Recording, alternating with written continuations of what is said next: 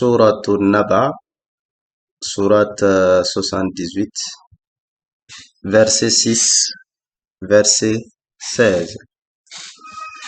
أعوذ بالله من الشيطان الرجيم. ألم نجعل الأرض مهادا والجبال أوتادا وخلقناكم أزواجا وجعلنا نومكم سباتا وجعلنا الليل لباسا وجعلنا النهار معاشا وبنينا فوقكم سبعا شدادا وجعلنا سراجا وهاجا وأنزلنا من المعصرات ماء ثجاجا لنخرج به حبا ونباتا وجنات ألفافا. صلى الله على أشرف المرسلين سيدنا محمد وآله وصحبه وسلم. Donc, sourate An-Naba, sourate 78, verset 6, verset 16. Alors, cette deuxième partie de la sourate, ces 11 versets, ce sont des versets qui ont traité des sujets importants, des sujets sensibles. Allah subhanahu wa ta'ala, il a attiré notre attention autour de certains éléments, certains signes de sa puissance, de son omnipotence, de sa grandeur, et ce qu'il a assujetti dans les cieux et sur la terre. Et ces éléments, ces créatures, ce sont des créatures qui manifestent l'omnipotence d'Allah subhanahu wa ta'ala et qui affirment ou qui confirment sa grandeur et sa suprématie. Mais il est important de pouvoir établir les liens entre ces 11 versets ainsi que les 5 premiers versets. Car, comme nous l'avons vu, en fonction de l'explication de Naba'ul Azim, c'est-à-dire le verset de la nouvelle, la grande nouvelle, en fonction des tafsirs donnés à ces versets, les exégètes aussi, ils ont apprécié ces 11 versets différemment, ou ils les ont considérés différemment. Ceux qui ont fait le tafsir de Naba'ul Azim comme étant la résurrection, la vie après la mort, et ils disent que ces 11 versets, ce sont des versets qui prouvent en suffisance que Allah, il est capable de revivre la mort. Car Allah, étant le créateur, étant le maître qui a établi cet ordre dans l'univers, dans la nature, qui a créé ceci et cela, ce même être est en mesure de revivre la mort, de ressusciter les morts et d'établir la vie après la mort. Donc, la première explication de la sourate des 5 premiers versets comme étant un Naba'ul Azim, la grande nouvelle, que c'est la résurrection, ceux qui l'ont expliqué comme étant la résurrection, la vie après la mort, et ils disent que ces 11 versets appuient, prouvent en suffisance que Allah subhanahu wa ta'ala, il est capable, car Allah a dit Alam naj'alil arda mihada wal jibala awtada jusqu'à la fin, jusqu'au verset 16. Tandis que les savants qui ont expliqué par Naba'ul Azim comme étant la révélation, le Coran, la prophétie de Mohammed sallallahu alayhi wa sallam.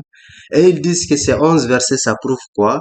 Ça prouve que Allah qui a accordé ses bienfaits, ses faveurs, les faveurs qu'il a citées du verset 6 jusqu'au verset 16. Allah qui a établi ses faveurs, ses bienfaits, ses avantages aux humains, qui a établi cet ordre, cet agencement dans l'univers, dans le monde céleste, dans le monde terrestre.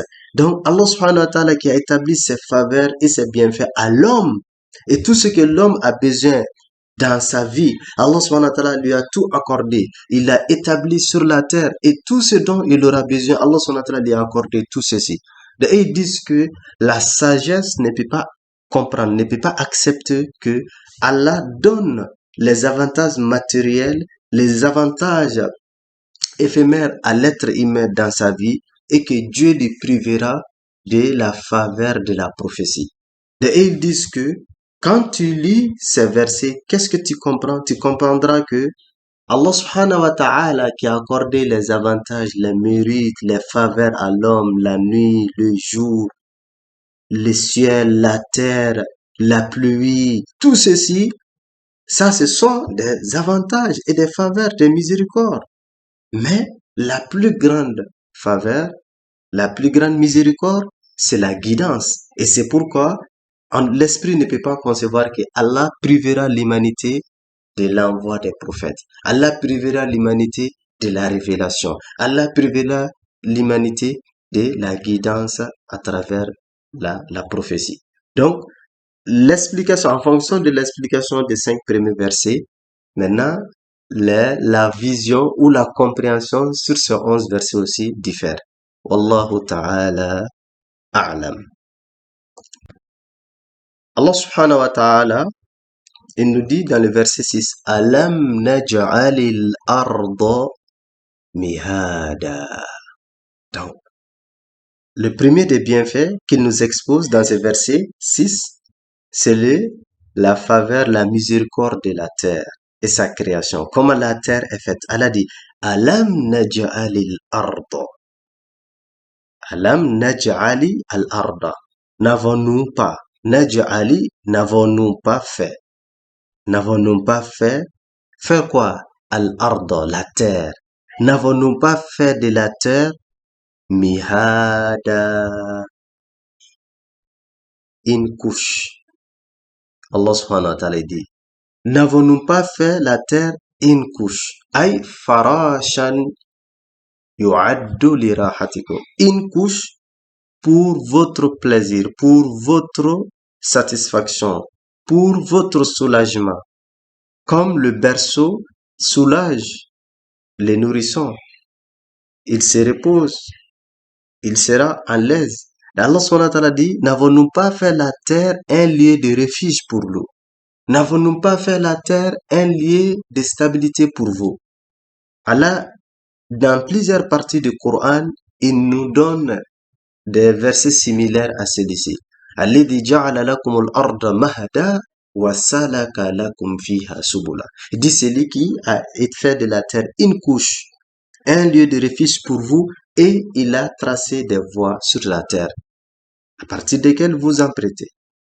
Et dans d'autres parties du Coran, il dit Alladhi ja'ala lakumul arda firasha was samaa bina. Il a fait la terre comme maintenant un lit, comme en tout cas un berceau pour vous, un refuge pour vous. Wallahu ja'ala lakumul arda bisata litasluku minha subulan fijaja. Souvent le Coran il utilise bisata, souvent il utilise firaja, souvent il utilise mihada. Donc tous ces versets, le sens c'est quoi? Allah subhanahu wa ta'ala dit, j'ai établi la terre, j'ai aménagé la terre afin que vous y viviez en tranquillité, en harmonie, sans être gêné. Et ça c'est la miséricorde d'Allah. Regardez, comme les savants, notamment les savants contemporains, quand ils expliquent ces versets, ils disent que ces versets et semblables nous permettent de comprendre que Allah subhanahu wa ta'ala, il a voulu que la terre puisse, la terre soit, comme nous le connaissons, la forme, comment dire, ovalaire. Certains disent que la forme de ronde, mais la forme un peu ovalaire. Si la terre était rectangulaire, Ce qui veut dire que la vie allait être difficile. Aussi, la terre était sous la forme de triangles, triangulaires. En ce moment, à chaque fois que vous arrivez à un bout, tu tomberas. Mais Allah subhanahu wa ta'ala a fait que la terre soit une forme ovalaire, sous forme d'éclipse. Donc, partout tu te rends, tu ne tomberas pas. Tu ne diras pas que tu es arrivé à la limite de la terre. Si tu dépasses cette limite, tu tomberas dans le vide. Donc, ça, c'est là un des bienfaits d'Allah subhanahu wa ta'ala. Donc, qu'est-ce qu'Allah subhanahu wa ta'ala il a dit à l'âme? Il a utilisé l'âme. L'âme, c'est comme interrogatoire. N'avons-nous pas? Donc, afin que ceux qui doutent de ses bienfaits, de sa faveur, ne puissent pas douter, ne puissent plus douter. Et ça, c'est une évidence. C'est une évidence que la terre, c'est un refuge. Nous sommes là, nos ancêtres étaient là, et nous, petits-fils aussi, vivrons sur cette terre. Alam naj'alil arda kifata ahya'an wa amwata. Dans la sourate al-Mursalat, la sourate qui suit cette sourate, dans la sourate 77 là-bas, elle a dit, n'avons-nous pas fait la terre suffisante pour vous, vivants et morts? Lorsque nous sommes vivants, nous vivons sur la terre. Et si nous mourons, summa matahu fa aqbara. Dans la sourate Abbas, elle a dit, donc après la mort, c'est l'ensevelissement. Donc nous serons enterrés dans cette terre. Donc Allah dit, il rappelle l'humanité, ses faveurs. La première des choses, c'est la terre. Il a fait la terre une couche. Il a fait la terre un étendue, un lieu de refuge. Mais en plus, wal jibala awtada. Allah subhanahu wa ta'ala, il a créé la terre. La terre représente comme une couche, un lieu de refuge, un lieu de demeure pour nous. Mais en plus, wal jibala, et les montagnes. Il a fait des montagnes et placé les montagnes Aoutada. Aoutada, donc il a placé les montagnes comme des piquets. Les montagnes sont comme des piquets qui permettent de stabiliser la terre, d'équilibrer la terre. Donc Allah, il a créé cette terre, il a créé les montagnes. Les montagnes sont des équilibres qui sont comme des piquets. Et aujourd'hui, la science nous a permis de mieux comprendre. Ouais, quand vous regardez la partie de l'iceberg, la partie de l'iceberg, elle est plus importante que la partie visible. Et Allah dit, les montagnes sont comme des piquets. Il a placé des montagnes comme des piquets. Autad. Autad, l'expression autad, c'est ce que les Arabes, ils utilisaient. Les piquets qu'ils utilisaient pour piquer, pour fonder leurs tentes. Les tentes qu'ils plaçaient dans le désert, leurs tentes là. Donc, maintenant, ils utilisaient des piquets maintenant pour fixer les tentes afin que le vent ne puisse pas les emporter. Et c'est ce que dans la langue arabe qu'ils appellent ça autad. Autad. Donc comme al-autad. Donc des piquets pour faire fixer. Donc comme des piquets, comme ils piquaient leurs tentes dans le désert. Donc Allah, il rappelle l'humanité de ses bienfaits. Et parmi ses bienfaits, c'est les montagnes. Wa alqa fil ardi rawasiya an tamida bikum. Ay lituthabbita al-ard. Donc, Allah subhanahu wa ta'ala, il a stabilisé, il a équilibré la terre afin que la terre ne puisse pas s'écouler. Donc, la terre a été équilibrée par quoi? Par les montagnes. Donc, vous voyez la charge des montagnes, le poids des montagnes. Ces montagnes sont là pour équilibrer la terre, pour empêcher à ce que la terre ne puisse pas s'écouler et que les habitants ne tombent pas. Donc, ça, c'est les deux premiers bienfaits qu'Allah subhanahu wa ta'ala nous évoque dans la sourate, le verset 6, à travers le verset 6 et le verset 7. Ensuite, Allah subhanahu wa ta'ala, il nous rappelle un troisième bienfait, une miséricorde de sa part. Il dit, wa khalaqnakum azwaja. Ça aussi, c'est le bienfait d'Allah subhanahu wa ta'ala dans le verset 8. Wa khalaqnakum. Nous vous avons créé. Khalaqa, c'est créé. Na, nous. Comme vous. Wa khalaqnakum. Nous vous avons créé. Donc vous, les créatures, notamment vous les humains, mais pas que vous les humains, toutes les créatures presque. Wa khalaqnakum azwaja. Il dit, nous vous avons créé en couple. Ça c'est la faveur d'Allah. Il nous a créé, il nous a répartis dans cette vie. Nous sommes de deux, le masculin et le féminin. Et il a fait une interdépendance entre ces deux. Le masculin a besoin du féminin comme le féminin a besoin du masculin. La vie du masculin, la vie du mâle ne peut pas être stable sans la femelle. La vie de la femelle est dépendante de la vie du mâle. Et Allah subhanahu wa ta'ala a voulu que ça soit ainsi. Ba'dukum min ba'd. Nous avons besoin. Nul ne peut dire que je me suffis. Nul ne peut dire que je suis suffisant à moi seul. Non, tu as besoin de l'autre. Et comme le prophète nous a dit, An-nisa'u shaqa'iqur rijal. Les femmes sont la moitié des hommes. Donc, les hommes, leur moitié c'est la femme. La moitié des femmes c'est les hommes. Donc, Allah subhanahu wa ta'ala, il a établi cet équilibre dans la vie. Ça, c'est une loi divine. Pratiquement, tout ce qui se trouve dans cette vie sont en couple. Allah subhanahu wa ta'ala, il dit, Subhanalladhi khalaqal azwaja kullaha mimma tumbitul ard wa min anfusihim wa mimma la ya'lamun. Dans la sourate Yasin, c'est qu'Allah nous dit, gloire, béni soit celui qui a créé les couples de chaque chose, de ce qui pousse la terre. Même d'eux-mêmes, vous êtes en couple.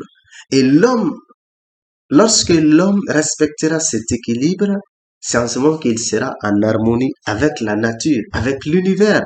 Car Allah subhanahu wa ta'ala, il nous a créés, nous sommes des couples. Donc les humains et les non-humains. Les humains vont ensemble.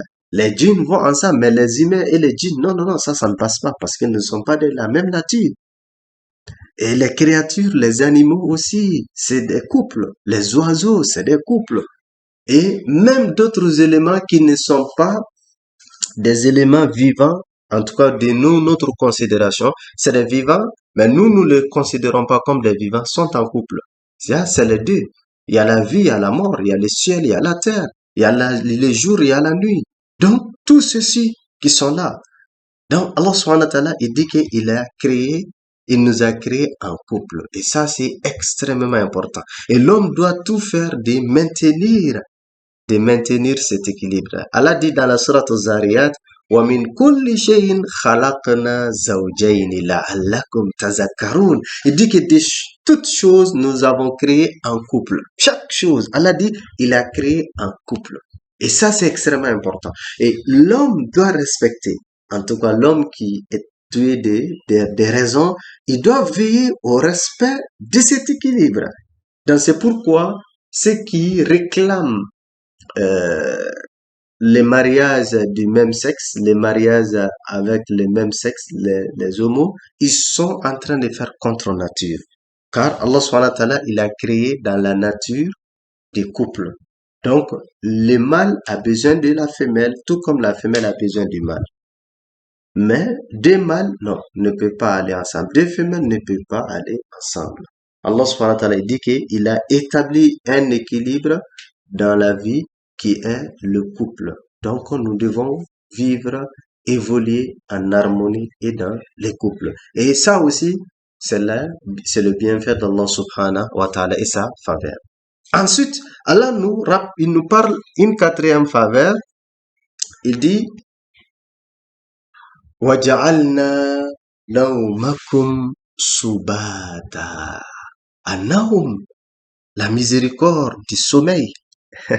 Le sommeil, souvent que nous accordons moins d'importance. Allah dit, وَجَعَلْنَا, et désigné, avons-nous désigné, nous avons désigné, nous avons fait, Naumakum. Naum, c'est le sommeil, comme vous, votre sommeil, Subata, un repos pour vous. Allah dit, il a créé les créatures et pratiquement toutes les créatures ont besoin du sommeil pour se reposer. Et ça, c'est la miséricorde d'Allah subhanahu wa ta'ala. Il a créé les créatures et ces créatures ont besoin du sommeil. Les créatures ont besoin du sommeil. Et pratiquement chaque créature, même si les créatures, en fonction de leur spécificité, maintenant, ils manifestent le sommeil différemment. Mais Allah, qu'est-ce qu'il dit? Subata. Pourquoi le sommeil? C'est un repos. Tu es fatigué, tu mènes des travaux durs, des travaux champêtres, des travaux, en tout cas, des travaux de riziculture, des services, de la profession, des business. Donc, dans la journée, tu es épuisé. Il suffit que tu t'endors la nuit et au réveil, quand tu te réveilles, tu trouveras que tu reprendras ta forme. Donc, Allah subhanahu wa ta'ala, il a établi, il a désigné le sommeil pour nous un repos. Et ça, c'est extrêmement important. L'homme, il doit travailler dans la vie, mais attention, tu ne peux pas continuellement travailler. Tu as l'obligation de t'endormir. Car dans le sommeil, tu retrouveras ton repos. Maintenant, est-ce que tout le monde est obligé de passer 8 heures de temps au sommeil? Non, tout le monde n'est pas obligé de passer 8 heures. Il y a des personnes qui n'ont pas besoin de 8 heures de temps pour retrouver le repos. En tout cas, les leaders n'ont pas besoin de 8 heures de temps. Donc, mais le plus important, même si c'est 1 heure, même si c'est 2 heures, 3 heures, il faut quand même dormir. Donc, ça, c'est extrêmement important. Et ici, Subat, Allah dit repos, ça peut être compris différemment. Ça peut être aussi comme la mort. La mort. Car il y a ressemblance entre le sommeil et la mort. Il y a beaucoup de ressemblances. Quand la mort arrive, la vie s'arrêtera. Quand tu t'endors, ta vie aussi sera suspendue momentanément. Et ça, c'est extrêmement important. Et c'est pourquoi le sommeil est considéré comme étant la petite mort. Et la mort est considérée comme le grand sommeil. Le sommeil est considéré comme la mort légère. Et la mort est considérée comme le sommeil profond. Oui, les deux, c'est de la mort. Et souvent dans le Coran, Allah utilise l'un à la place de l'autre. Allah dit, par exemple, dans la sourate An'am, وَهُوَ الَّذِي يَتَوَفَّاكُمْ بِاللَّيْلِ. Il dit, c'est lui qui vous tue la nuit. Donc, qui nous tue la nuit, c'est lui qui nous reprend la vie la nuit pendant le sommeil. Quand on s'endort, donc c'est comme si nous sommes morts. Allahu yatawaffa al-anfusa hina mawtiha wallati lam tamut fi manamiha. Dans la sourate Zumar, le groupe là-bas, Allah subhanahu wa ta'ala, il nous parle de cela. C'est lui qui tue les âmes pendant leur mort, c'est-à-dire durant leur sommeil. Wallati lam tamut fi manamiha, celui dont son terme n'est pas encore arrivé. Donc, dans la sourate Zumar là-bas, Allah subhanahu wa ta'ala, il nous présente le sommeil comme la mort. Donc, il y a beaucoup de ressemblances. Et c'est pourquoi, vous voyez, chaque jour, nous nous couchons, nous nous endormons, ensuite nous nous réveillons. Et au réveil, qu'est-ce que le prophète nous a appris? C'est de dire, Alhamdulillahi alladhi ahyana ba'dama amatana wa ilayhi nushur. On dit louange à Allah, gloire à Allah, qui nous avait tués et qui nous a ensuite donné la vie. Donc, louange à Allah qui nous avait endormis et nous a encore redonné la vie. Et le retour se vers lui. Car le sommeil est considéré comme la mort, c'est la petite mort. Donc, Allah dit, ça c'est son bienfait.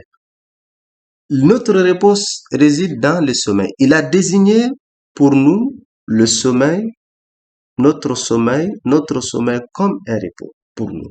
Donc c'est pourquoi ce n'est pas logique pour quelqu'un de veiller toute la nuit sans s'endormir. Ça, ce n'est pas bon. Comme Allah subhanahu wa ta'ala, il va nous parler des cas explicites de la nuit.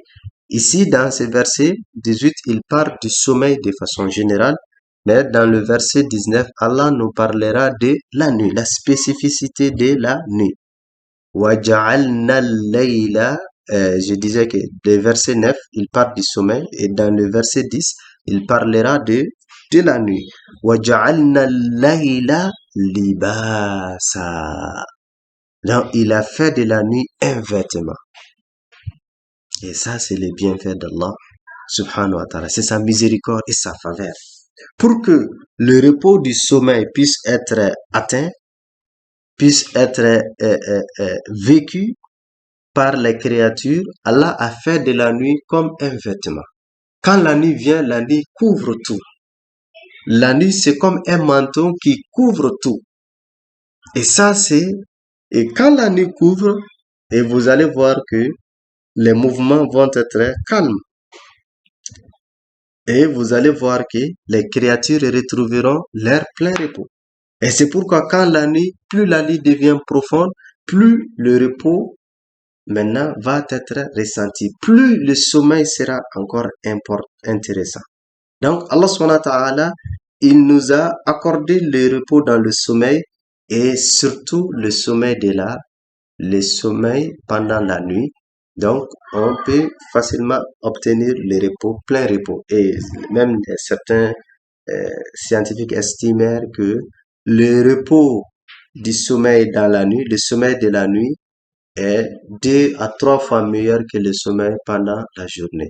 Même si souvent il y a des controverses, mais en tout cas, ils sont unanimement que le sommeil pendant la nuit est encore plus important. C'est plus bénéfique pour le corps et on doit pas du tout louper, on doit pas du tout veiller s'il n'y a pas de cas de force majeure. Ne serait-ce que prendre quelques temps pour se reposer dans la nuit, c'est important. Donc, ce manteau de la nuit, la représentation de la nuit, ce que la nuit représente comme un manteau, un vêtement, un drap, une tunique, Allah subhanahu wa ta'ala dit que ça, c'est sa miséricorde. Il dit, وَهُوَ الَّذِي جَعَلَ لَكُمُ اللَّيْلَ لِتَسْكُنُوا فِيهِ وَالنَّهَارَ مُبْصِرًا. Allah subhanahu wa ta'ala, il dit que c'est lui qui a fait de la nuit un repos pour vous, afin que vous vous stabilisez, vous vous reposez, vous atteignez le niveau d'équilibre et de stabilité dans la nuit et les jours soient maintenant visibles et clairs afin que vous puissiez vaquer à vos occupations. Et c'est pourquoi dans le Coran, Allah, il nous interroge, notamment dans la sourate Al-Qasas, il dit, قل أرأيتم إن جعل الله عليكم النهار سرمدا إلى يوم القيامة من إله غير الله يأتيكم بليل تسكنون فيه. Allah dit, si Allah avait fait le jour continuel, perpétuel jusqu'à la fin du temps, quel autre Seigneur allait faire venir la nuit afin que nous nous reposions, nous nous stabilisions, nous vivons en tranquillité? Personne. Regardez les pays de Scandinave. Souvent, ils font 3 mois, 6 mois, voire même des jours. Ils ne voient pas la nuit. C'est des jours continus. C'est le soleil qui est tout là, toujours là. Les jours continuent. Et ils font en même temps 3 mois jusqu'à 6 mois de la nuit. Ils ne voient pas le jour. Donc ça, ceci, c'est la grandeur d'Allah subhanahu wa ta'ala. Donc, Allah dit, il a fait de la nuit, وَجَعَلْنَا اللَّيْلَ لِبَاسًا. Il a fait de la nuit libas. Libas, l'expression libas, c'est comme un vêtement, quelque chose que tu portes. وَجَعَلْنَا النَّهَارَ مَعَاشًا. Ça, c'est l'équilibre qu'Allah même a établi. Rappelez-vous, il dit, il nous a créé, nous avons créé en couple. Donc, la vie, il y a la mort, il y a la nuit et il y a le jour. Allah dit, وَجَعَلْنَا النَّهَارَ. Il a fait la nuit un vêtement qui nous couvre, qui couvre tout, qui couvre l'humanité, qui couvre les créatures par son vêtement. Mais pendant le jour, وَجَعَلْنَا النَّهَارَ. Il a assigné les jours ma'asha pour nos affaires. Nos affaires, c'est le jour. Donc, pendant le jour, les hommes, ils voquent dans leurs occupations. Pendant les jours, ils voquent dans leurs préoccupations. Car lorsque nous nous réveillons au jour, après le sommeil de la nuit, donc nous allons reprendre une nouvelle vie. Nous serons ressuscités. À notre réveil, c'est comme une résurrection pour nous. Et nous allons nous occuper, nous orienter, nous diriger dans nos différentes occupations. Donc, c'est ce que Allah subhanahu wa ta'ala a établi. Donc, c'est pourquoi les prophètes, par exemple, le prophète sallallahu alayhi wa sallam lit dans ses habitudes, après la prière de guet, les prophètes, ils ne veillaient pas, hein. Ils s'endormaient, ils se reposaient pour pouvoir se réveiller tôt. Et d'ailleurs, les prophètes, toujours pour inciter sa communauté à se réveiller tôt, à être matinal, les prophètes, qu'est-ce qu'il dit? Allahumma barik li ummati fi bukuriha. Allahu Akbar. Le prophète, il demande, oh Allah, bénis pour ma communauté l'heure matinée. Le prophète, il a prié à Allah de mettre la baraka dans nos activités matinales. Tous ceux qui se réveillent tôt, tous ceux qui sont matinales, qui se réveillent très tôt, qui commencent leur journée très tôt, le prophète, il a prié pour eux. Donc c'est pourquoi ceux qui passent ceux qui veillent la nuit, qui se couchent très tard et qui se réveillent tardivement dans la journée, ils perdront la bénédiction maintenant du matin.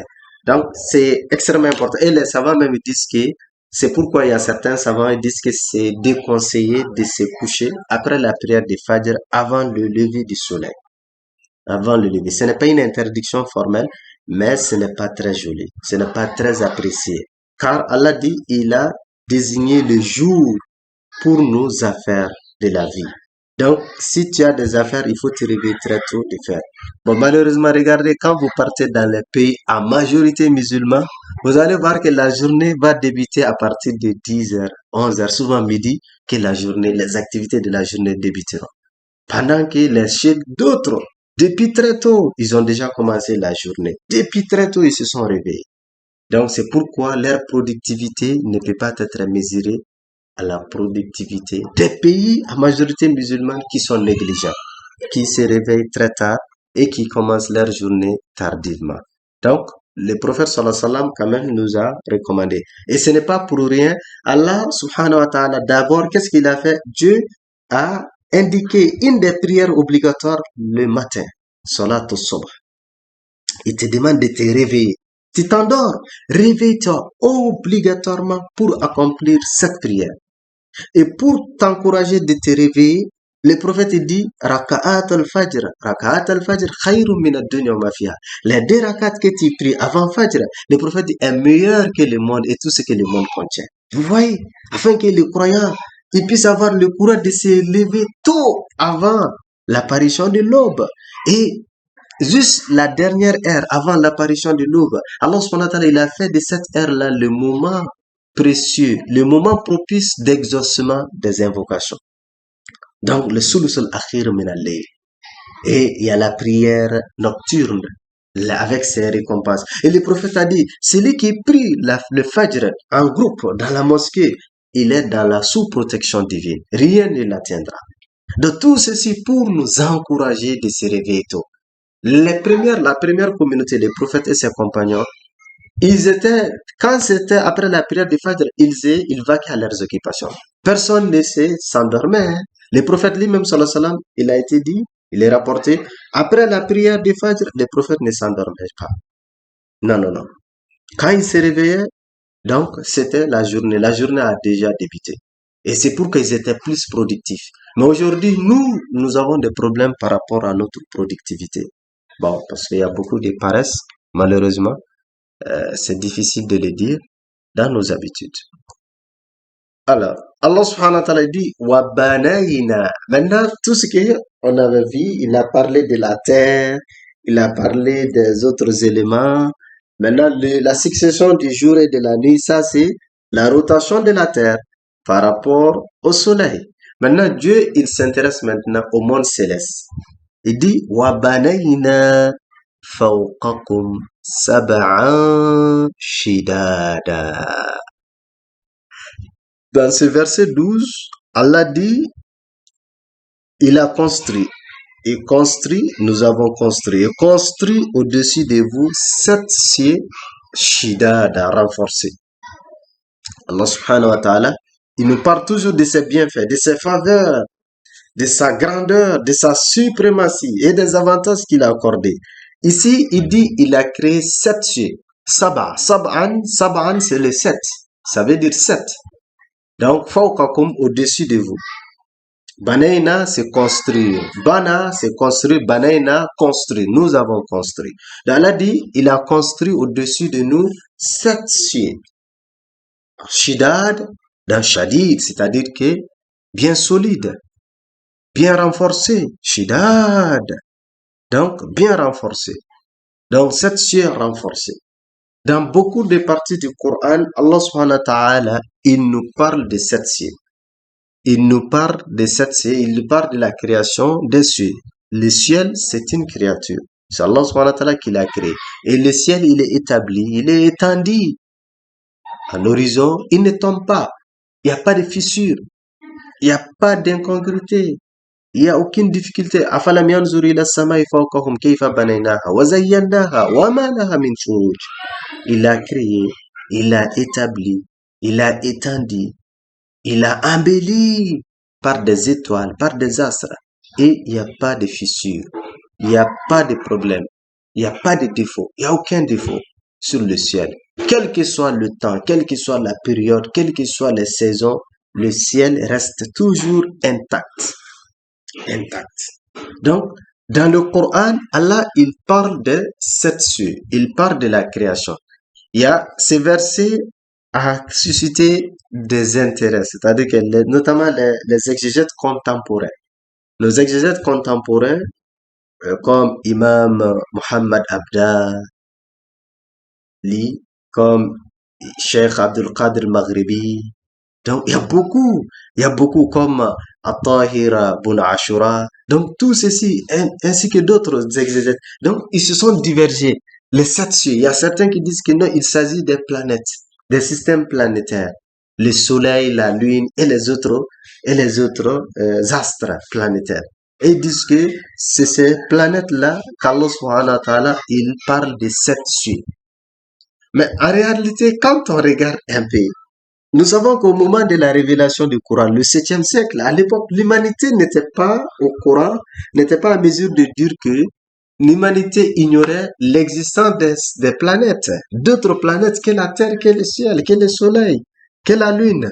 Donc, c'est pas très propice de faire le tafsir de ces versets comme étant des différentes planètes. Il y a certains qui l'ont dit. Ça, c'est surtout les savants contemporains qui ont accès à la science, physique quantique, à l'astronomie, l'astrologie, ainsi de suite. Mais Allah subhanahu wa ta'ala, il dit, il a créé sept cieux, sept cieux. Maintenant, on ne peut pas dire avec exactitude ces sept cieux c'est quoi? Est-ce qu'il s'agit de sept cieux qui sont superposés ou il s'agit de sept planètes qui existent ou c'est quoi? Allah subhanahu wa ta'ala, lui seul, il connaît le vrai sens de ces sept cieux. C'est vrai, entre les exégèses, il y a ces différents avis. Nous allons faire l'économie de ces différents avis. En tout cas, concernant les sept cieux, mais ce qui est important, les cieux, le nombre des cieux, ainsi que les arches, l'arche qui représente la plus grande créature, comme le prophète a dit. Allah dit dans la sourate Baqarah, dans le verset du trône, وَسِعَ كُرْسِيُّهُ السَّمَاوَاتِ وَالْأَرْضِ وَلَا يَؤُودُهُ حِفْظُهُمَا وَهُوَ الْعَلِيُّ الْعَظِيمُ. Donc le trône, l'arche, le trône d'Allah est au-dessus des cieux et de la terre, qui est la plus grande créature. Comme le prophète sallallahu alayhi wa sallam, il a dit dans les hadiths authentiques. Donc tout ceci, leur nature, comment ils sont faits, on ne peut pas dire. On n'a aucune information concernant ceci. Mais le plus important, Allah dit, c'est lui qui a établi, c'est lui qui a créé au-dessus de nous sept cieux superposés. Sept cieux superposés. وَجَعَلْنَا سِرَاجًا وَهَاجًا. Il a placé une lampe. Siraj, c'est la lampe, la chose qui produit la lumière, une source lumineuse. Wahajan, maintenant qui produit la chaleur. Ce n'est pas une lumière faible, facile, mais c'est une lumière très ardente, c'est une source très ardente. Ça, c'est le soleil. Alors, ici, dans ce verset 13, il nous parle, c'est lui qui a créé le soleil dans le ciel, dans l'univers. Nous le voyons. C'est lui qui a créé, le verset, ça fait allusion où? Au ciel, au soleil. Donc, Allah dit, as-siraj, une lampe. Il a présenté ici le soleil comme une lampe. Wahajan, qui dégage de la chaleur. Al-harara. Wahaj, c'est-à-dire qui a allumé. Une lampe ardente qui dégage de la chaleur. Et la terre a besoin de la chaleur du soleil. Comme certains spécialistes font des estimations, le degré de la chaleur du soleil, ça peut aller jusqu'à 16 millions de degrés. 16 millions de degrés. Donc, ce soleil, alors que la distance qui nous sépare, regardez la distance qui nous sépare du soleil, c'est des milliers de kilomètres. Mais malgré, nous ressentons la chaleur, les rayons, surtout pendant la période des canicules. Donc, Allah subhanahu wa ta'ala, il a fait du soleil une miséricorde, un bienfait pour la stabilité de la vie des humains sur la terre. Nous, les hommes, nous avons besoin du soleil pour vivre aisément. Les plantes ont besoin du soleil, les animaux, eux tous ont besoin du soleil. Et Allah subhanahu wa ta'ala, c'est lui qui a établi le soleil. Il dit, وَهُوَ الَّذِي جَعَلَ الشَّمْسَ ضِيَاءً وَالْقَمَرَ نُورًا. Alors que la lune dégage aussi la lumière. Mais la différence, la lumière de la lune n'est pas ardente. Pendant que la lumière, la lampe le soleil dégage des lumières avec des chaleurs.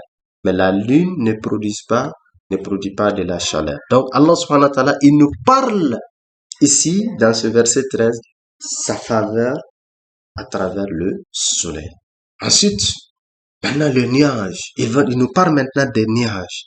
وَأَنزَلْنَا مِنَ الْمُعْصِرَاتِ مَاءً ثَجَّاجًا. Allah subhanahu wa ta'ala maintenant, dans ce verset, des versets 14, il nous parle des nuages. وَأَنزَلْنَا, et fait descendre. Nazala, c'est descendre. Anzalna, donc nous avons fait descendre.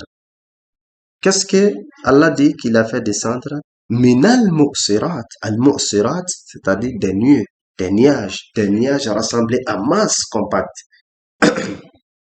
Allah subhanahu wa ta'ala, il dit, c'est lui qui a fait que le vent dirige, conduit les nuées.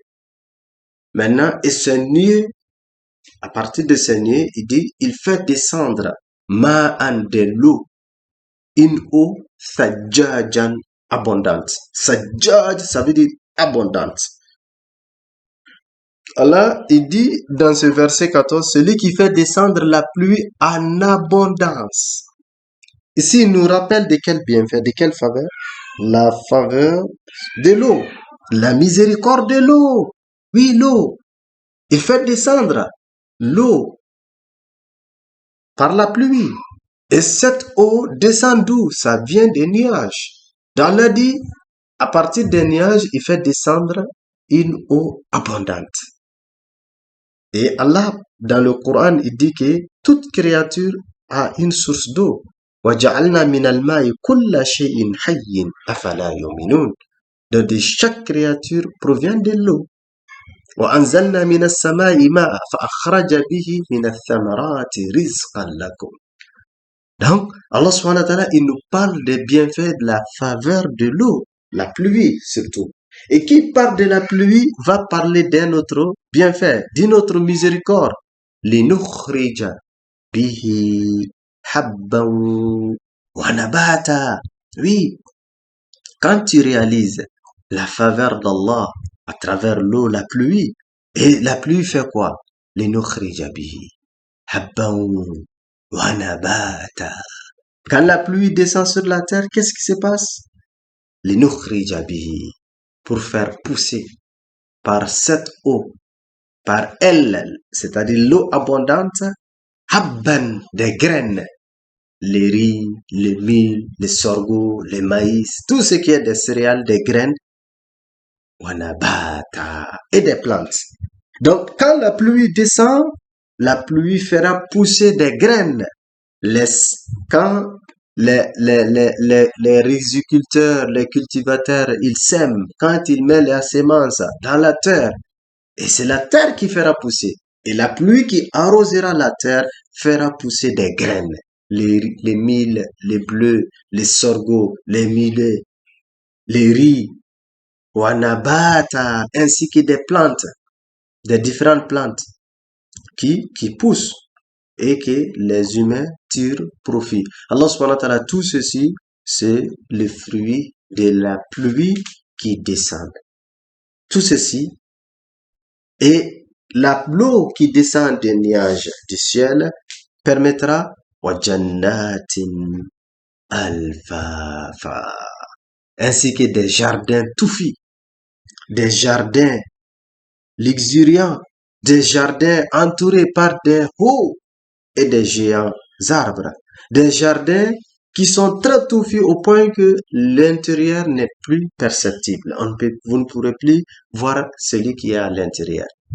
Donc, des jardins qui sont entourés alfalfa par des dattiers, par des arbres, par des plantes, par des plantations. Donc, des forêts, des jardins maintenant bien bourrés, contenant beaucoup des arbres. Dans une autre sourate, il dit que tout ceci, ce sont des faveurs pour votre nourriture ainsi que pour la nourriture de vos animaux. Donc Allah subhanahu wa ta'ala, il nous présente sa faveur, sa miséricorde, ses bienfaits. Donc tout ceci, qui est responsable? Allah subhanahu wa ta'ala. Donc soit ces 11 versets, Allah est en train de nous rappeler que lui qui a établi, qui a mis, qui a instauré ces faveurs, il est en mesure de ressusciter les morts. Pour ceux qui ont dit que la grande nouvelle, c'est la résurrection. Ou Allah subhanahu wa ta'ala dit, lui qui nous a accordé ses faveurs et ses avantages, il n'est pas du tout concevable qu'il nous laissera dans cette vie sans envoyer, sans prophétie, sans guide, sans révélation. Donc, sa plus grande faveur qu'il a accordée à l'humanité, c'est de l'envoyer, c'est d'envoyer des prophètes, c'est de faire descendre sa législation, c'est de faire la révélation de sa parole. Wallahu ta'ala a'lam. Donc, ça, c'est le verset 6 au verset 16 de la sourate Naba.